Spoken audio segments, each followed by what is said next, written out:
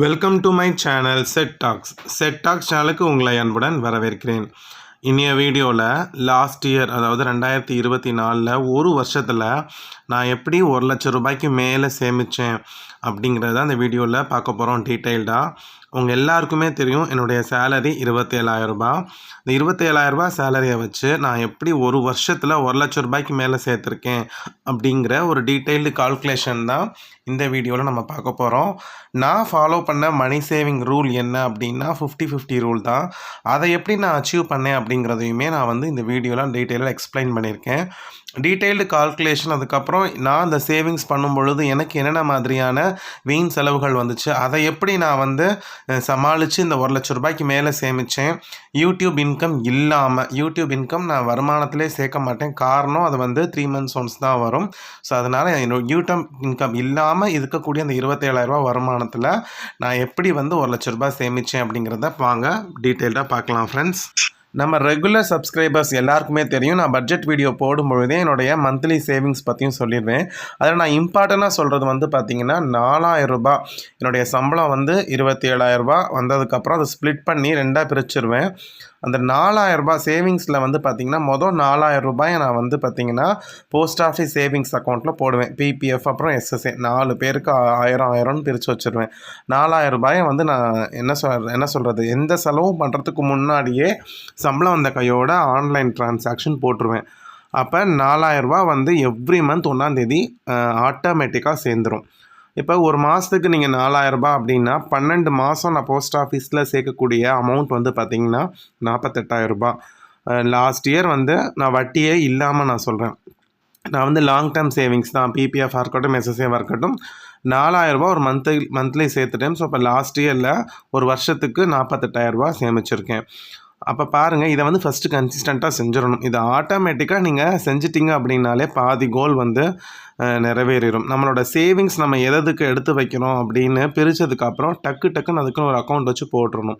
இந்த பிபிஎஃப் அக்கௌண்ட்லேருந்துலாம் சாமானியத்தில் பணம் எடுக்க முடியாது. ஸோ 48,000 ரூபாய். நெக்ஸ்ட்டு பார்த்திங்கன்னா 2,400 ரூபா என்னுடைய எஸ்பி அக்கௌண்ட்டில் சீக்ரெட்டாக நான் சேமிச்சுட்டு வந்தேன். என்னடா நீங்கள் லாஸ்ட் இயர் ஃபுல்லாக என் வீடியோ பார்த்துருந்தீங்க அப்படின்னா இதை பற்றியே நான் சொல்லியிருக்க மாட்டேன். 10% சேவிங்ஸ்னு இந்த வருஷம் ஜான்வரிலேருந்து தான் நான் சொல்கிறேன். அப்போ எப்படி நீங்கள் சொல்லவே இல்லை அப்படின்னு நீங்கள் கேட்கலாம். ஆக்சுவலாக நான் லாஸ்ட் இயர் ஜான்வரியே பிளான் பண்ணிட்டேன், ஓகே ஒரு சீக்ரெட் சேவிங் பண்ணணும்னு. அப்போ நான் 2,400 ரூபான்னு நான் ஸ்ப்ளிட் பண்ணி எழுதி நான் சீக்ரெட் சேவிங்ஸ் அதாவது தனியாக ஒரு சேவிங்ஸ் பண்ணலாம் அப்படின்னு நினச்சப்ப வீட்டில் சொன்னாங்க, ஓ அப்படியா தனியாக சேமிக்கிறீங்களா, அப்போ எதுவும் தேவைன்னா எடுத்துக்கலாம் அப்படின்னாங்க. ஆஹா, இப்போ நம்ம சீக்ரெட்டாக வச்சுருந்துருக்கணும், நம்ம உடச்சிட்டோமே. வீடியோலையும் என்னால் சொல்ல முடியல. அப்போ நான் என்ன யோசித்தேன், இல்லை ஸ்கூல் ஃபீஸ் ரொம்ப டைட்டாக இருக்குது அப்படின்னு சொல்லிட்டு நான் ஸ்கூல் ஃபீஸ்க்காக சேர்க்குறதுனால இந்த சேவிங்ஸ் என்னால் முடியாது அப்படின்னு சொல்லிட்டு நான் என்ன பண்ணியிருப்பேன், போன ஜான்வரி ஃபுல்லாக ஸ்கூல் ஃபீஸுன்னு சொல்லி 8,000 10,000 அப்படின்னு நான் எடுத்து வச்சுருப்பேன். ஆக்சுவலாக அந்த ஸ்கூல் ஃபீஸ்க்கு நான் எடுத்து வைக்கிற அமௌண்ட்டில் பார்த்திங்கன்னா தனியாக ஒரு அக்கௌண்ட்டில் எடுத்து வச்சுருப்பேன். ஆர்டியாக நான் லாஸ்ட் இயர் போடலைன்னா எப்போதுமே ஆர்டி போட்டுருவேன்.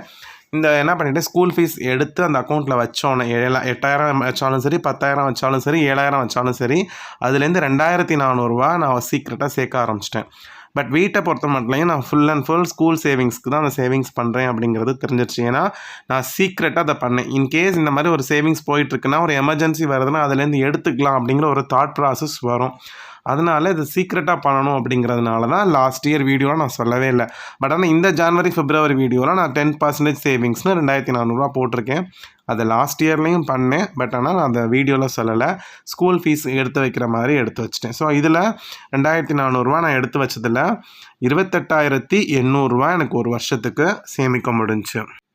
ஆக்சுவலாக இந்த அமௌண்ட்டை நான் ஆட்டோமேட்டிக் ஆர்டியாக 1 இயர் ஆர்டியாக நான் போட்டேன். அந்த ஸ்கூல் ஃபீஸ் சேர்த்த உடனே ஆட்டோமேட்டிக்காக அது ஆர்டியில் போய் கிரெடிட் ஆகிடும் 2,400 ரூபா. அடுத்து பார்த்திங்கன்னா எமர்ஜென்சி ஃபண்டு. ஒவ்வொரு மாதமும் 1,000 ரூபாய் எடுத்து வச்சிட்ருந்தேன், உங்களுக்கே தெரியும். இந்த எமர்ஜென்சி ஃபண்டு ஒரு நார்மலாக ஒரு சேவிங்ஸ் அக்கௌண்ட், இன்னொரு சேவிங்ஸ் அக்கௌண்ட்டில் நான் சேர்த்துட்டு வரேன் 1,000 ரூபாய். இதில் வந்து எனக்கு 12,000 எனக்கு சேர்ந்துருச்சு. அப்போ நீங்கள் கேட்கலாம், உங்களுக்கு இடையில வந்து எமர்ஜென்சியே வந்து எதுவும் வரலையா? இந்த அமௌண்ட்டு நீங்கள் 1000 1 மாதம் எடுக்காமல் இருப்பீங்க, 2 மாதம் எடுக்காமல் இருப்பீங்க, 3வது மாதம் நீங்கள் 3000 சேர்த்துருப்பீங்க. அப்போ ஏதாவது எமர்ஜென்சி வந்தால் இதுலேருந்து எடுத்தீங்களா அப்படின்னு கேட்டால், கண்டிப்பாக ஒரு 4-5 டைம்ஸ் நான் இந்த எமர்ஜென்சி அமௌண்ட்லேருந்து எடுத்து வச்சேன். அதாவது ஒரு 5000 சேர்ந்துருச்சு. 5 மாதம் எடுக்கலை, 6வது மாதம் நான் இதுலேருந்து ஒரு அமௌண்ட் எடுத்தேன். அதாவது ஒரு அவசர செலவு வந்துச்சு, 2000 சொச்ச ரூபா எடுத்துட்டு நான் 7வது மாதம் சம்பளம் வாங்கி அந்த மாதத்துக்குரிய 1000 ரூபாயும் போட்டு அதுக்கப்புறம் எவ்வளவு அமௌண்ட் எடுத்தனோ அந்த அமௌண்ட்டையும் இந்த அக்கௌண்ட்டில் போட்டேன். அதாவது இந்த எமர்ஜென்சி ஃபண்டை வந்து நான் எப்படி யூஸ் பண்ணிட்டேன்னா, எனக்கு கடன் கொடுக்குற மாதிரி இதுலேருந்து எடுத்தால் மறுபடி போட்டுறணும் அப்படின்ட்டு நான் என்ன பண்ணிட்டேன்னா முடிவு பண்ணிவிட்டு நானே அதில் போட்டுட்டேன். ஸோ அமௌண்ட் எடுத்து செலவு பண்ணேன். நான் எவ்வளோ அமௌண்ட் எடுத்தனோ அதை மறுபடியும் நான் வச்சுட்டு நெக்ஸ்ட்டு மந்த்து செலவுகளில் நான் வந்து அதை கம்மி பண்ணிக்கிட்டேன் ஃப்ரெண்ட்ஸ். டிசம்பர் 31 அந்த சேவிங்ஸ் அக்கௌண்ட்டில் 12,000 ரூபாய் இருக்கிற மாதிரி எல்லாத்தையும் பைசல் பண்ணியாச்சு. எடுத்த அமௌண்ட் எல்லாம் போட்டாச்சு. ஸோ இதில் ஒரு 12,000 ரூபாய் சேர்ந்துச்சு. இது இல்லாமல் small savings and personal savings நான் 1 இயர் ஃபுல்லாக பண்ணேன். அந்த ஸ்மால் சேவிங்ஸ் அதாவது நான் செலவுக்குன்னு எடுத்து வைக்கிற காசில் சின்ன சின்ன ஸ்மால் சேவிங்ஸ் பண்ணேன். அது என்னங்கிறது டீட்டெயில்டாக உங்களுக்கு வீடியோ ஆல்ரெடி போட்டிருக்கேன். லாஸ்ட் இயர் ஃபுல்லாக போட்டேன். அந்த ஸ்மால் சேவிங்ஸில் எனக்கு ஒரு 6,000 சொச்ச ரூபாய் 7,000 ரூபாய் சேர்ந்துச்சு. அதையும் நான் டீட்டெயில் வீடியோவாக போட்டிருக்கேன். அதான் ஃபஸ்ட்டு வீடியோ. அப்புறம் பர்சனல் சேவிங்ஸ், அதாவது எனக்கு நான் எக்ஸ்ட்ராவாக இன்கம் ஏர்ன் பண்ணது எல்லாத்தையுமே பர்சனல் சேவிங்ஸ்னு கொண்டாந்து வச்சுட்டேன்.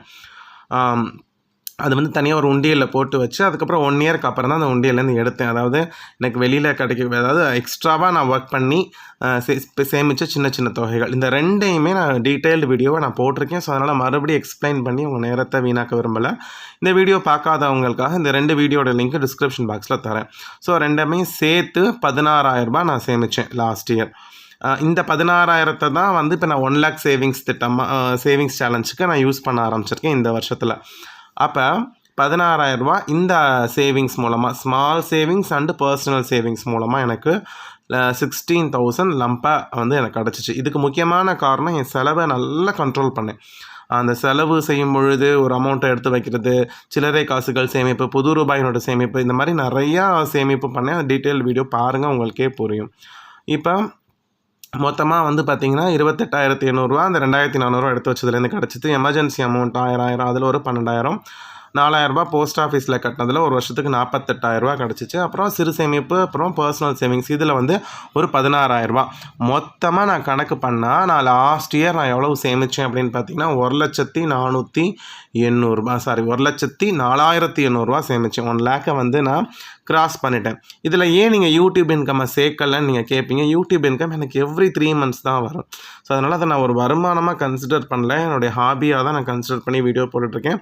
அப்படி கிடைக்கக்கூடிய வருமானத்தை நான் தனியாக எடுத்து வச்சு என்னுடைய மேல் படிப்புக்காக சேமிச்சுட்டு வரேன். ஸோ அதை வந்து இதில் வந்து நான் இன்க்ளூட் பண்ணலை. ஏன்னா எனக்கு நிறையா இன்கம் வந்துச்சு அப்படின்னா நான் கண்டிப்பாக இதில் சேர்க்கலாம். பட் எனக்கு எவ்ரி 3 months, சில சமயம் எவ்ரி 2 months வந்து வரும்.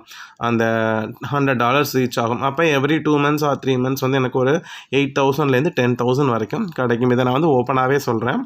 இப்படி 1,00,000 ரூபாய் நான் சேமித்ததுக்கான காரணம் என்ன அப்படின்னு பார்த்தீங்கன்னா 50-50 ரூல் தான் ஃப்ரெண்ட்ஸ். அதாவது நான் லாஸ்ட் இயர் ஃபுல்லாக என்ன ரூல்ஸ் ஃபாலோ பண்ணேன் அப்படின்னா, நமக்கு எவ்வளோ சம்பளம் வருதோ அதில் பாதிக்கு பாதி நம்ம சேர்க்கணும், பாதியை செலவுக்கு வச்சுக்கணும் அப்படின்னு ஒரு சின்ன ட்ரை.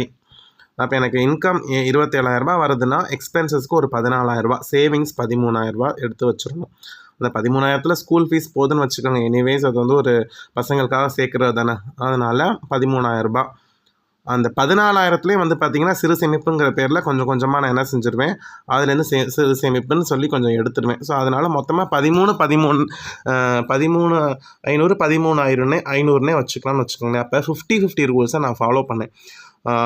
நம்ம வாங்குகிற வருமானத்தில் 50% இருக்கக்கூடிய அமௌண்ட்டுக்குள்ளே நம்ம ஃபேமிலியை ரன் பண்ணணும். அதுக்கான நிறையா money management tips, savings tips, செலவுகளை கண்ட்ரோல் பண்ணுறதுன்னு சொல்லிட்டு நிறைய விஷயத்த நான் ஃபாலோ பண்ணேன். அது எல்லாமே உங்கள்கிட்ட நான் நிறையா டைம் டிஸ்கஸ் பண்ணியிருக்கேன். ஹவு டு கண்ட்ரோல் டிஃப்ரெண்ட் எக்ஸ்பென்சஸ்னு நிறைய ப்ளேலிஸ்ட்டில் நிறையா வீடியோஸ் இருக்குது. இந்த மாதிரி நான் செலவை கண்ட்ரோல் பண்ணதுனால தான், தேவையில்லாத செலவுகளை கண்ட்ரோல் பண்ணதுனால தான் என்னோடய எக்ஸ்பென்சஸ் 50%க்குள்ளே முடிஞ்சு. அதை நான் செஞ்சதுனால தான் ரிமைனிங் 50% என்னால் ஈஸியாக சேமிக்க முடிஞ்சு ஃப்ரெண்ட்ஸ். ஸோ இந்த வீடியோ உங்களுக்கு பிரயோஜனமாக இருக்கும்னு நான் நம்புகிறேன். இந்த வீடியோ பிடிச்சவங்க மறக்காமல் வீடியோ லைக் பண்ணுங்கள், உங்கள் ஃப்ரெண்ட்ஸ்க்கு ஷேர் பண்ணுங்கள். மறக்காமல் இந்த வீடியோ பற்றின கமெண்ட் பாக்ஸில் சொல்லுங்கள் ஃப்ரெண்ட்ஸ். அடுத்த வீடியோவில் உங்கள் எல்லாரையும் பார்க்குறேன். Bye friends.